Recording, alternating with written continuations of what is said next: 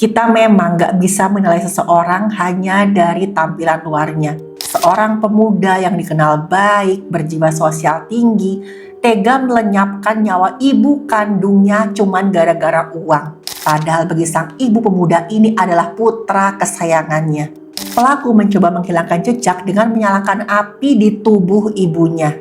Dan teman-teman, ini bukan sekedar tindak pidana, tapi sudah tragedi kemanusiaan.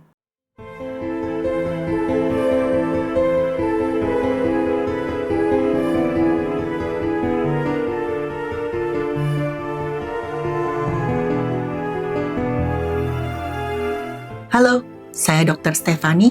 Saya seorang dokter spesialis forensik dan medico legal, dan saya belajar dari yang mati. Sempat ada video mengerikan yang viral di media sosial. Kejadiannya baru di awal tahun ini. Di video itu kelihatan ada jasad yang dalam keadaan terbakar, bahkan apinya itu masih menyala. Kedengaran ada suara warga, mereka semua kedengaran ketakutan dan mereka bilang, iya, itu manusia, yang terbakar itu manusia. Dan video ini bukan hoax atau rekayasa, memang benar-benar terjadi. Lokasinya di Dusun Batu Leong, Lombok. Jadi ada warga menemukan benda terbakar di pinggir jalan dan baunya tuh agak aneh. Kayak bau bahan bakar minyak yang terbakar dan juga daging yang sudah mulai hangus.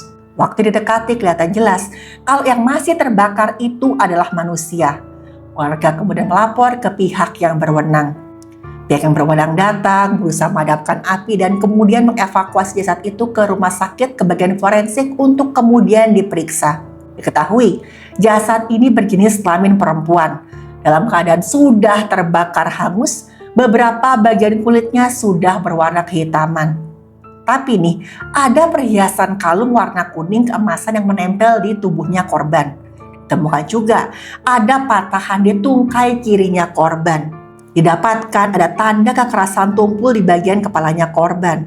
Tapi temuan yang paling mencolok adalah adanya resapan cairan tubuh warna kemerahan berbentuk garis yang melingkari lehernya korban. Dan jelas, ini adalah tindak pidana menghilangkan nyawa. Korban teridentifikasi sebagai seorang perempuan usianya 58 tahun berinisial YE. Pihak yang berwenang kemudian mengecek beberapa rekaman CCTV di sekitar TKP. Dan mereka ngeliat nih, sempat ada sebuah mobil Avanza yang digunakan oleh pelaku untuk membawa jasadnya korban. Kelihatan pada saat pelaku menurunkan jasad korban di pinggir jalan. Dan plat nomor mobil Avanza itu kebaca dengan sangat jelas. Waktu ditelusuri, mobil Avanza itu miliknya korban YE. Pihak berwenang mendatangi rumah korban dan mereka ngeliat nih, mobil itu terparkir di depan rumah.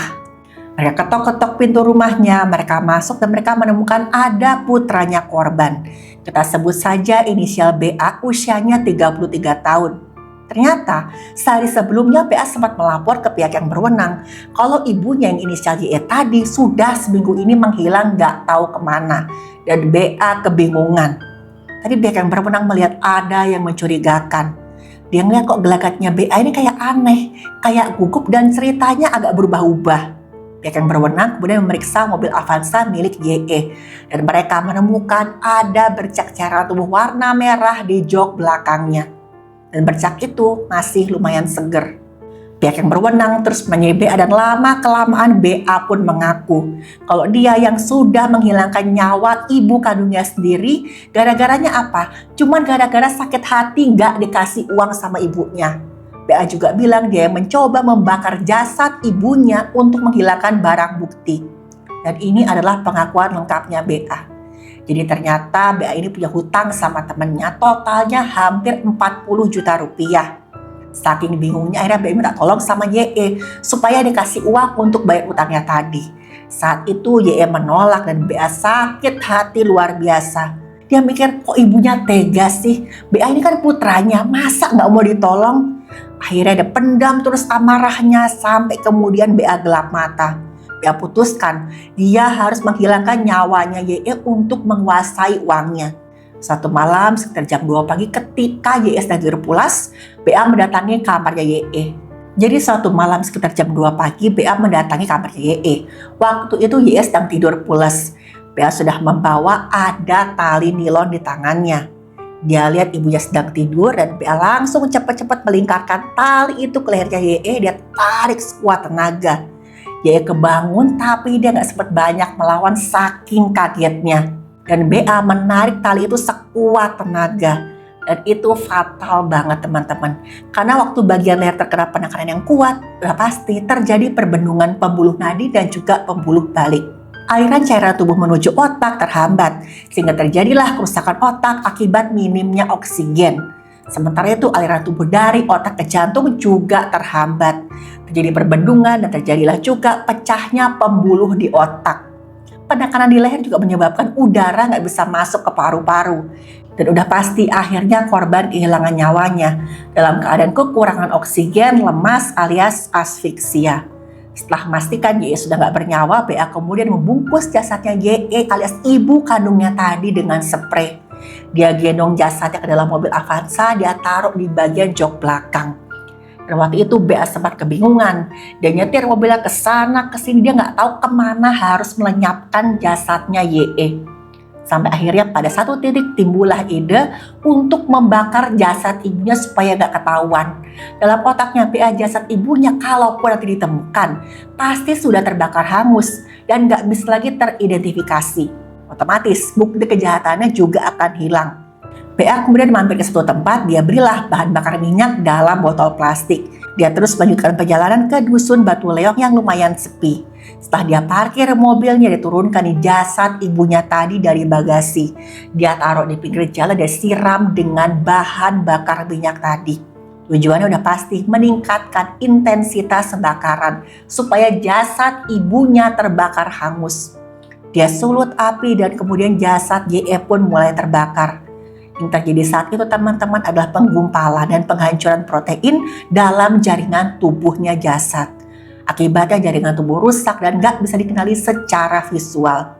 Dari pemeriksaan paru-paru dan cairan tubuh sebenarnya bisa ketahuan nih apakah korban masih bernapas atau enggak ketika api menyala. Kalau korban masih bernapas, asap akan terhirup ke dalam saluran napas. Pasti nih akan ada jelaga berwarna kehitaman di saluran napasnya korban. Karbon monoksida nantinya akan berikatan dengan cairan tubuh membentuk yang namanya karboksihemoglobin, warnanya merah terang. Warna kemerahan ini yang nanti akan kelihatan di otot-otot tubuh dan juga pada cairan tubuhnya korban. Tapi pada kasus ini ketahuan kalau BA membakar jasadnya YE ketika YE nggak lagi bernapas. Nah teman-teman, pada saat itu BA dengan teganya dia tunggu selama 1 jam sambil melihat jasad ibu kandungnya yang sedang terbakar. Kenapa? Karena BA mau memastikan nih kalau jasadnya sudah benar-benar terbakar sempurna dan tidak lagi bisa dikenali. Jelas ya, BA sudah mempersiapkan semuanya. Setelah yakin jasad ibu terbakar sempurna, dia pulang dan hal pertama tahu nggak dia lakukan apa? Dia ambil handphonenya YE, dia buka mobile bankingnya, dia pindahkan sejumlah besar uang dari rekeningnya YE ke rekeningnya sendiri. Kesannya bener-bener kayak udah gak punya hati lagi ya teman-teman ya. Setelah itu BA melapor ke warga sekitar kalau ibunya alias dia meninggalkan rumah sejak 1 minggu yang lalu. Dan BA nggak tahu YE ada di mana. Keluarga dan teman-teman mengira mungkin YE sedang pergi ke rumah temannya atau keluarganya. Atau jangan-jangan ada urusan mendadak. Padahal itu semua cuman akal-akalan BA supaya nggak dicurigai. BA bahkan sampai niat banget nih membuat laporan ke pihak yang berwenang tentang ibunya yang menghilang selama 1 minggu ini. Pihak yang berwenang menyelidiki latar belakangnya BA dan akhirnya ketahuan kalau BA pernah ada masalah bahkan sempat dipidana kasus penyalahgunaan zat-zat berbahaya. Tapi anehnya waktu ayahnya BA dimintai keterangan, beliau mengatakan sesuatu yang gak disangka-sangka. Singkat cerita akhirnya BA ditahan oleh pihak yang berwenang dan terancam mendapatkan hukuman paling maksimal. Karena tadi udah terbukti secara sengaja dan terencana melenyapkan nyawa orang lain. Tambah lagi korbannya adalah ibu kandungnya sendiri. Waktu kasus ini menyebar banyak banget yang kaget dan gak percaya kalau BA tega melakukan tindak penghilangan nyawa segitu kejinya sama ibunya sendiri. Keluarga dan tetangga sekitar tuh bilang BA itu orang yang baik kok. Memang dia sehari-hari pendiam. Tapi kalau dia bicara BA itu orangnya ramah kok. Gak kelihatan ada red flag sama sekali. Kakak iparnya BA cerita, dulu waktu terjadi gempa di Lombok tahun 2018, BA tuh termasuk salah satu orang yang paling cepat bergerak untuk membantu para korban. Kakak kandung BA bilang sebenarnya BA itu putra kesayangannya YE. Saya juga nggak habis pikir kok dia tega ya. Tapi teman-teman, pernyataan paling mengharukan itu adalah dari ayahnya BA. Ayah BA meminta agar hukuman untuk BA itu diringankan. BA memang sempat ada konflik dengan orang tuanya, di mana saat itu BA pergi dari rumah karena katanya ada masalah internal keluarga. Ayahnya bilang seperti ini, BA anak saya itu memang keras kepala, tertutup dan sulit menerima nasihat. Tapi waktu kemarin saya mendatangi dia ini di sel tahanan, dia mohon maaf sampai mencium kaki saya. Sedikit pun saya sebagai ayah gak punya prasangka buruk terhadap putra saya. Dan saya berharap meskipun proses hukum tetap berjalan, putra saya diringankan hukumannya. Bahkan teman-teman tahu nggak, ayah BA tuh meminta agar anaknya bisa diperiksa kejiwaannya. Memang, menurut undang-undang pidana, orang dengan gangguan kejiwaan itu tidak bisa dipidana. Tapi ingat, nggak semua gangguan kejiwaan otomatis membuat seseorang tidak dipidana, apalagi sampai divonis bebas. Gangguan kejiwaan yang diderita harus terbukti membuat si pelaku ini nggak mampu bertanggung jawab atas perbuatannya. Dan pelakunya harus diperiksa oleh psikiater sebelum kemudian diputuskan nih, pelaku bisa dipidana atau enggak. Kalau gangguan jiwa hanya sebagian atau pelaku terbukti sadar atas perbuatannya, ya udah, hukuman tetap berjalan. Tapi kalau pelaku memang terbukti punya gangguan jiwa, ya sudah, pelaku akan dirawat di rumah sakit jiwa atau lembaga rehabilitasi. Karena bagaimanapun pelaku sudah menghilangkan nyawa orang lain dan gak bisa dilepas di masyarakat. Nah, setelah dilakukan pemeriksaan terhadap kejiwaan BA, hasilnya sudah ada. Terbukti kalau BA tidak punya gangguan kejiwaan apapun. BA sadar penuh saat melakukan tindak pidana penghilangan nyawa pada ibu kandungnya sendiri. Dan sampai saat ini proses peradilan terus berjalan. Lagi-lagi teman-teman, kasus ini mengingatkan kita kalau gak ada harta yang sepadan dengan nyawa orang lain. Dan kekerasan apapun itu bukan jalan keluar dari masalah.